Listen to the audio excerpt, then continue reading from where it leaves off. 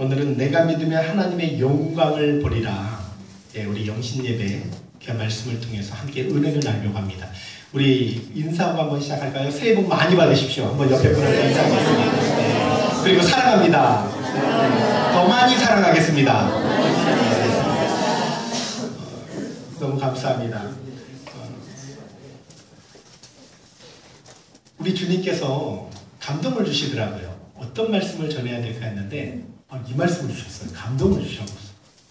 내가 믿으면 하나님의 영광을 보리라.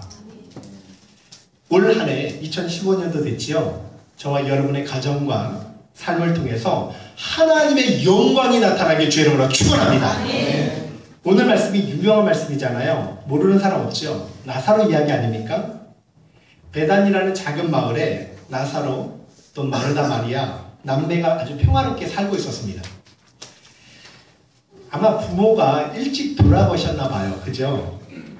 그래서 이 오빠를 부모처럼 그렇게 의지하면서 그렇게 살아갑니다. 성경에 보면요, 나사로 가정과 예수님이 굉장히 각별한 사이라는 걸 알게 돼요. 요한복음 11장 3절 한번 읽어볼까요? 자, 시작. 이에 그 너희들이 예수께 사랑을 보내어 이르되 주여 보시옵소서 사랑하시는 자가 병들었나이다. 사랑하시는 자. 자, 5절 한번 볼게요. 시작. 예수께서 본래 마르다와 그 동생과 나사로를 사랑하시더니. 36절 시작. 이에 유대인들이 말하되 보라 그를 얼마나 사랑하셨나. 이 대단히 사랑하는 사람이었죠. 유대인들도 그 사실을 다 알고 있었습니다. 그런데 이렇게 예수님이 사랑하는 가정에 어려움이 온 거예요. 오라미 나사로가 병들어 죽게 된 거 아닙니까? 청천벽력 같은 그런 일이 생긴 것입니다. 생각해 보세요. 보통 가정이 아니에요. 그래서 여동생 마리아 마르다가요, 사람들을 보내서 예수님께서 빨리 와달라고 간청을 합니다. 예수님께서는 이미 가나 혼인잔치에서 물을 포도주로 바꾸셨고, 또 보리떡 5개 물고기 2마리로 남자만 5,000명을 먹이셨고, 더 나아가 소경의 눈을 뜨시고 바다 위를 걸어가시고 풍랑을 잔잔케 하시는 그 기적을 다 보여주셨어요. 그리고 마리아 마르다도요, 이런 기적의 예수님을 믿고 있었습니다. 걱정할 것이 없죠. 예수님만 오면 문제 끝나는 거예요. 근데 어쩐지 예수님이 안 오셔요. 청을 들어주지 않습니다. 일부러 지체하셔요. 그 다음에 언제 오시죠? 이미 죽어서 무덤에 갇힌 다음에 오셨어요. 예수님이 만사제천하고 오셔서 기도에 응답해 주실 줄로 알았거든요. 생각해 보세요. 근데 그 사이에 오빠가 죽었단 말입니다. 끝났지요. 예수님이 그렇게 사랑하는 사람인데 성경에서요, 사랑하는 자라는 표현이 많이 안 나와요. 그 요한 제자를 통해서 사랑하는 자 이런 표현을 씁니다. 특별히 예수님이 눈물을 흘리면서 사랑하는 사람은 이 가정뿐이 없어요. 성경에 기록되고 보면. 대단한 가정이죠. 12제자도 아니에요. 아주 특별한 사이였고 관계였고 너무너무 아끼신 가정입니다. 지금 무슨 말씀을 하냐면 주님이 그토록 사랑하는 가정도 병들 수 있다. 즉 그 말씀을 하는 거예요.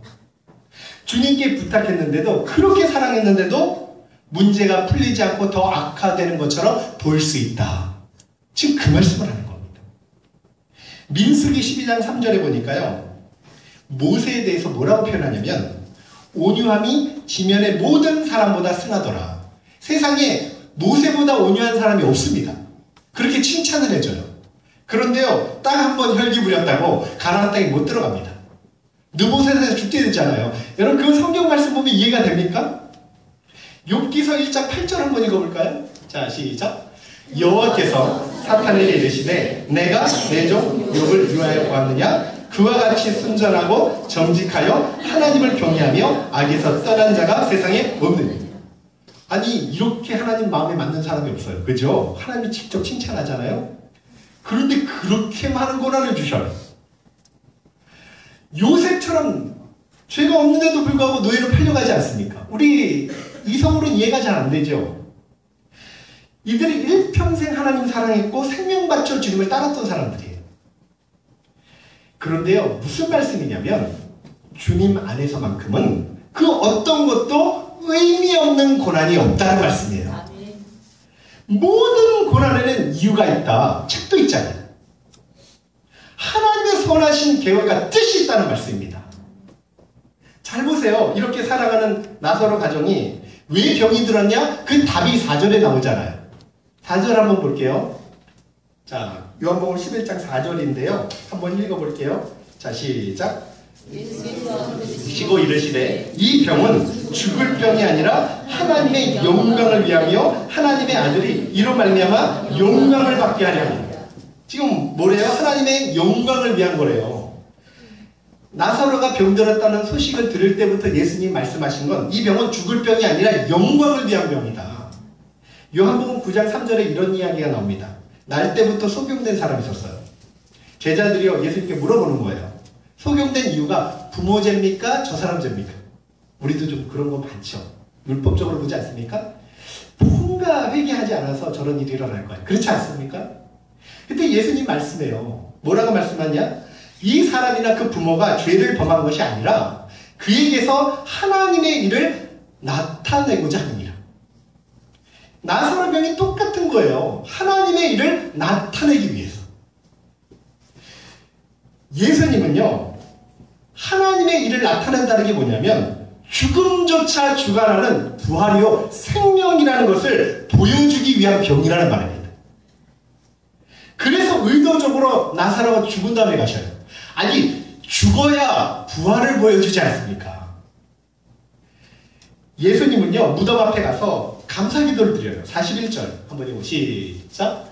돌을 옮겨놓으니 예수께서 눈을 들어 우러러보시고 이르시되 아버지여 내 말을 드신 것을 감사기도 드려요. 지금 죽었는데. 무덤 앞에 가면 어떤 느낌이 딱 들죠? 끝이죠. 끝. 우리한테는 그렇습니다. 모든 게 끝났습니다. 그런데요 예수님이 무덤 앞에 서면 어떻게 되느냐? 모든 것이 달라져요. 예수님 앞에서는 산자 죽은 자 문제가 되지 않습니다. 이게 얼마나 큰 복음이에요. 예수님이 마르다한테 질문을 해요. 25절에 보니까 이렇게 말합니다. 예수께서 이르시되 나는 부활이요 생명이니 나를 믿는 자는 죽어도 살겠고 무릇 살아서 나를 믿는 자는 영원히 죽지 아니하리니 이것을 내가 믿느냐. 여러분은 부활을 믿으십니까? 네. 여러분은 예수님과 함께 부활하실 것을 정말로 믿으십니까? 네. 모두가 끝이라고 했는데요. 무덤 앞에 예수님이 새로운 시작을 준비해요. 모두가 절망이라고 하는데요. 무덤 앞에서 예수님이요 새로운 소망을 준비합니다. 이제 그 무덤은요 예수님 때문에 하나님의 영광이 나타난 무덤이 되고요.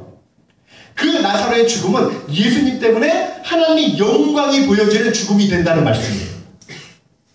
무덤 앞에 오신 예수님이요 마르다 마리아를 향해서 이렇게 말합니다. 돌을 옮겨놓으라. 여러분 순종이요 다 이해돼서 하는 게 아닙니다. 때로는요 왜 이렇게 해야 되는지 몰라요. 주님 말씀하는데 어쩔 때 설명도 안 해줘요. 실제 그렇습니다. 그런데요 주님은 이미 모든 계획을 다 세워놨잖아요. 그건 우리가 믿음으로 이제 잘 보질 못해서 망설이는 거지 이미 주님이 명령할 때는 다 준비해놓고 명령하시는 거예요. 보세요. 여리고 성을 돌라 그러잖아요. 그런데요 계획을 세워놓고 돌라고 하십니다. 7째 날 7바퀴 돌 때 함성 지를 때 무너질 계획을 주님은 세워놓으셨어요. 예수님이 아무것도 없는 제자들한테 너희가 먹을 걸 주라고 해. 벳세다 광야에서. 근데 이미 주님은 보리떡 5개 물고기 2마리로 5,000먹을 먹일 계획을 다 세워놓고 너희가 줘라 이런 거예요. 믿음 테스트지요. 가나 혼인집에서 물을 떠다 갖다 주라 그러잖아요. 이미 물을 떠다 줄 때 포도주로 바꿀 계획을 하시고 그런 어떻게 보면 무모한 명령을 하십니다. 아브라함에게 이삭을 요구하잖아요. 근데 이미 뭘 준비하셨죠? 순양을 준비해놓고 기다리셨습니다. 아브라함이 주님 말씀 이해 안 돼요. 어떻게 100세 얻은 아들을 바쳐요? 이러면요 여호와 일에 준비하시는 하나님을 체험을 못했을 것이에요. 사람들이요 이렇게 요구해요. 먼저 기적 좀 보여주세요. 이렇게 이야기합니다. 그런데 주님은요 성경은요 이렇게 말해요. 믿음을 먼저 요구해요. 하나님 얘기하신가 역사하신가 그 능력과 준비하심을 경험하려면 내가 먼저 요단강에 발을 내딛지 않을래? 주님은 우리한테 다 그렇게 요구하십니다. 여러분, 순종이 항상 즐거워서 하는 것이 아니에요. 이스라엘 백성이 여리고성 돌 때 너무너무 즐겁다고 돌았을까요? 이해 안 돼도요, 주님이 말씀하니까 도는 거 아닙니까? 그런데 순종해서 돌다 보니까 상상을 초월하는 기적이 일어나잖아요. 예수님도요, 순종이 쉬웠을까요? 힘들었을까요? 예수님도 순종이 힘들었어요. 성경에 나와요. 십자가 지실 때, 겟세마네 동산에서 기도하실 때, 마가복음 14장 36절, 마음이 심히 고민되어 죽게 되면서 이렇게 고백을 해요. 한번 읽어볼게요. 시작. 이르시되 아빠 아버지여, 모든 것이 가능하오니 이 잔을 내게서 옮기시옵소서. 그러나 나의 원대로 가시옵고 아버지의 원대로 하옵소서. 여러분, 이 잔을 내게서 옮겨달라는 게 예수님 진짜 마음일까 아닐까요? 진짜 마음이에요. 인성을 입으셨기 때문에, 완전한 사람이 되셨기 때문에. 근데 중요한 게요, 그 뒤에 기도입니다. 나의 원대로 마옵시고 아버지의 원대로 되기를 원합니다. 이게 신앙이라는 거예요. 이게 믿음이라는 겁니다. 히브리서 5장 8절을 보세요. 이렇게 말씀해요. 시작. 그가 아들이시라도 고난으로 순종함을 배워서 온전하게 됩니다. 하나님의 아들이시라도 받으신 고난으로 순종을 배워서 온전하게 되셨대요. 그러면서 히브리서 5장 9절에는 뭐라고 말하냐면 자기에게 순종하는 모든 자에게 영원한 구원의 근원이 되시고 이렇게 말합니다. 여러분, 예수님이 쉬운 게 아니에요. 인성을 입으셔서 그래요. 완전한 사람이 되셔서 그렇습니다. 순종이 저절로 되는 것이 아니라는 말이죠. 배워서 되는 거예요. 애써서 되는 겁니다. 우리 신앙이요, 때로는 봉사를요, 다 하고 싶어서 하지 않아요. 실제 그렇지 않습니까? 우리 주일날도 설거지 봉사하는데, 야, 난 이렇게 기쁠 수가 없어 하면서 합니까? 만약 성도님들이요, 모두 마음이 없다고 예배를 안 드린다면, 난 마음이 없다고 봉사를 안 한다면, 난 마음이 없다고 사랑하려고 애쓰지 않는다면, 나는 마음이 없다고 순종하지 않는다면, 죄송하지만 죽었다 깨어나도 하나님의 영광은 경험하지 못할 것이에요. 그냥 두면 그 정도에서 끝나버립니다. 더 큰 은혜와 영광은요, 믿고 순종할 때 나타난다고 성경이 말씀하잖아요. 너무나 감사한 것은 주님은요, 우리를 승리자로 만들기 위해서 십자가를 대신 지셨어요. 그래서 주님 믿고 따라가면 저와 여러분의 삶이 모든 시험을 이기고도 남는다고 주님이 약속해 주셨습니다. 그게 십자가의 은혜 아니에요. 드디어 무덤 앞에 오신 예수님이요, 무덤 열라 하니까 마리아가 반대를 해요. 뭐라고 하냐면 죽은 지가 이미 나흘이 지났다는 거예요. 시체가 썩은 냄새가 난다고 합니다. 무덤 열 필요 없다는 거예요. 끝났다는 거예요. 예수님 말씀하는데. 이게 인간의 한계죠. 이게 우리의 한계입니다. 이때 주님이 무덤 앞에서 마르다에게 아주 중요한 말씀을 하는데 이게 올해 주신 말씀이에요. 이게 핵심 말씀입니다. 우리 40절에 한번 읽어볼게요. 자, 시작. 예수께서 이르시되 내 말이 내가 믿으면 하나님의 영광을 보리라 하시. 무슨 말씀이죠? 믿음의 영광을 본다. 이상하지 않아요? 주님이 무덤 앞에 가신 이유가 뭐예요? 살리기 위해서 가셨죠. 자, 그러면 원래는 뭐라고 말해야 되면 너 믿으면 마르다야, 나사로 오빠가 살아날 거야, 이렇게 말하는 게 맞죠. 그런데 지금 뭐라고 말해요? 내가 믿어야 살아나, 그 말이 아니라 믿으면 영광을 본다고 말씀하셨어요. 여기서 질문 하나가 있습니다. 만약 마르다와 마리아가 믿지 않았다면 어떻게 됐을까요? 자, 믿음의 영광을 본다 그랬는데 마르다한테 마르다야 믿어, 영광 봐. 그런데 마르다가 안 믿어버립니다. 그러면 나사로는 무덤에 그냥 갇혀 있을까요? 여러분 어땠을 것 같아요? 예? 김전나 이사님 어땠을 것 같습니까? 나사로는 살아났을까요? 무덤에 갇혀 있을까요? 갇혀 있어요? 이게 이제 중요한 말씀이에요. 중요한 것은 주님이 지금 나사로를 살리러 오셨어요. 그게 주님의 계획이고 작정이고 뜻이었습니다. 그렇다면 마르다, 마리아가 믿던 안 믿던 상관없어요. 주님의 계획이니까 살리는 계획을 있는 거예요. 믿지 않아도 주님은 분명히 나사로를 살렸을 것입니다. 그런데 내가 믿으면 하나님의 영광을 보리라가 무슨 말씀일까요? 여러분, 이게 무슨 말씀일까요?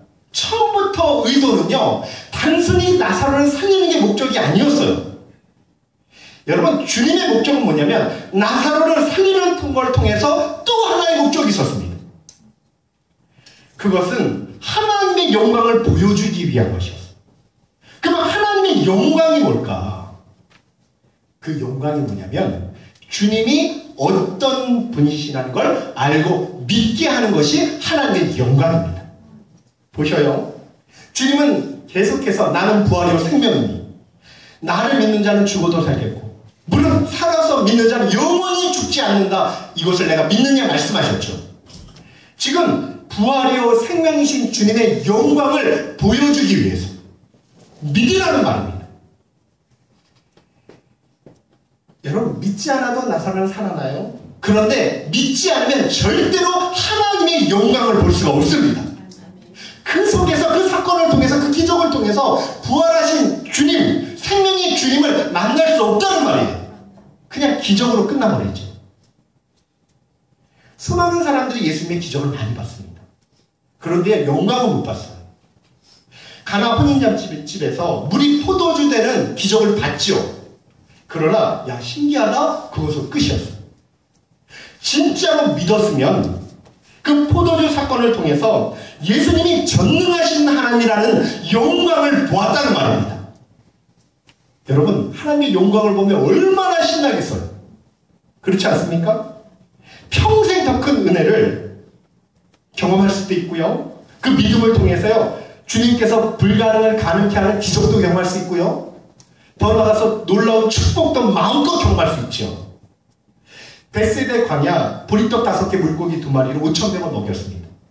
그런데 거기서요, 놀라운 기적이 일어났지만 영광을 경험한 사람은 많지가 않았어요. 그냥 굶주린 배를 채웠습니다. 아, 신기하다. 예수님 따라다니면 굶진 않겠다. 다 거기서 끝나버립니다. 진짜로 믿음이 있다면 그 사건을 통해서 주님의 생명의 양식이요 생명의 떡이라는 그 사실을 믿고 하나님의 영광을 분명히 보았을 것입니다. 여러분, 주님의 생명의 떡이래요. 주님을 먹으면 영생을 한다는 뜻입니다. 주님을 믿으면 영원히 산다는 말이에요. 하나님의 영광을 보았겠죠. 믿으면. 이게 굉장히 중요한 말씀이에요. 내년에요, 가만히 있어도 기적은 일어날 거예요. 여러분 사는데 하나님의 은혜도 주실 것입니다. 근데 중요한 게 있어요. 여러분이 믿어야 하나님의 영광을 볼 줄로 믿습니다. 믿지 않으면 그냥 끝나는 거예요. 아무것도 아닙니다. 나의 신앙 성경에 아무 유익이 없어요. 그냥 그걸로 끝이에요. 2015년도는요, 정말 믿음을 통해 하나님의 영광을 보는 축복의 한 해가 되길 주님으로 축원합니다. 믿음이 그래서 중요하다는 거예요. 여러분, 교회를요 그냥 다닐 수도 있습니다. 예배 그냥 드릴 수도 있어요. 봉사 그냥 할 수도 있어요. 믿지 않으면 그 속에 영광 못 경험합니다. 그런데요, 정말로 믿음으로 해보세요. 그 속에 살아계신 하나님의 은혜를 여러분이 체험할 수 있습니다. 저는요, 2015년도에는 하나님의 영광을 욕심내는 저와 여러분들에게 주의 이름으로 축원합니다. 고난을 당할 때도 그냥 당하지 마셔요. 어떤 분은 정말 의미 없게 당하셔요. 그냥 맨날 불평하고.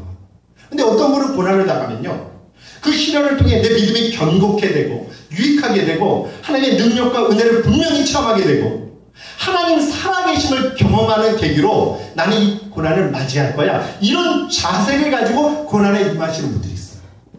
여러분, 틀림없습니다. 그분은 하나님의 영광을 볼 것입니다. 고난을 통해서. 우리가 2015년도 출발했죠.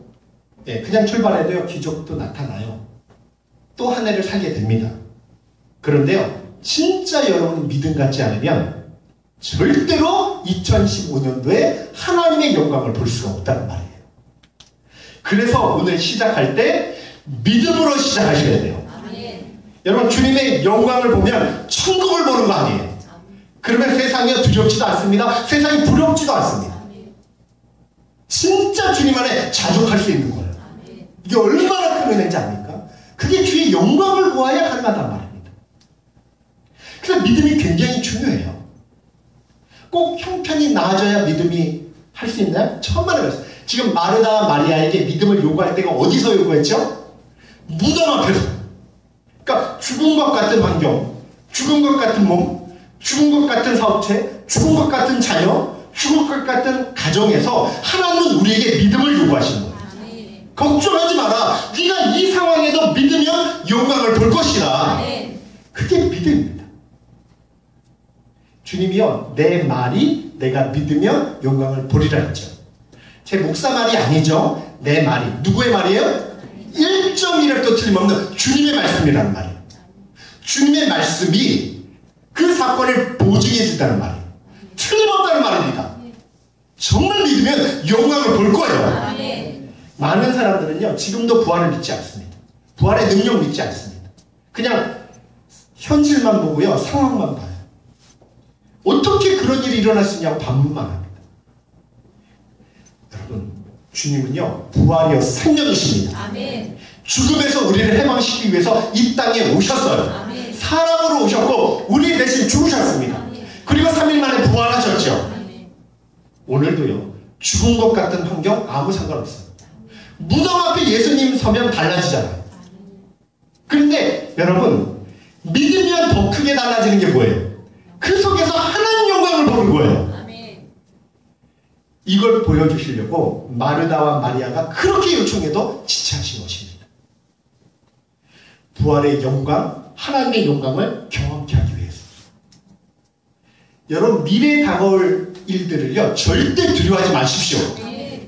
그건요, 죽을 병이 아니에요. 하나님의 영광을 위해 나타나는 일들로 믿으십시오. 요한복음 11장 1절에 보니까 세상에 있는 자기 사람들을 사랑하시되 끝까지 사랑하시니. 우리 주님은 절대로 저와 여러분을 버리지 않습니다. 끝까지 사랑하실 거예요. 그리고 우리가 그때그때 믿으면 그 순간순간마다 하나님의 영광을 보여주실 거예요. 그러면 그게 우리의 믿음이 되어서 더 큰 복과 은혜를 저는 반드시 누리게 될 줄로 믿습니다. 그래서 2015년도에는 정말로 믿음으로 부활의 영광을 마음껏 경험하는 저와 여러분의 가정 되시길 주님의 이름으로 축원합니다. 정말 그렇게 되었으면 좋겠습니다. 제가 무슨 말씀인지 아시죠? 네, 새벽이라서 비몽사몽 되실까봐 이광희 선생님 아시죠? 뭐라 그랬죠? 네, 믿음 사랑이요? 믿음으로 살아가라. 아, 믿음으로 살아가라. 예, 맞습니다. 믿으면 영광을 보리라. 우리 옆에 분한테 한번 해봅시다.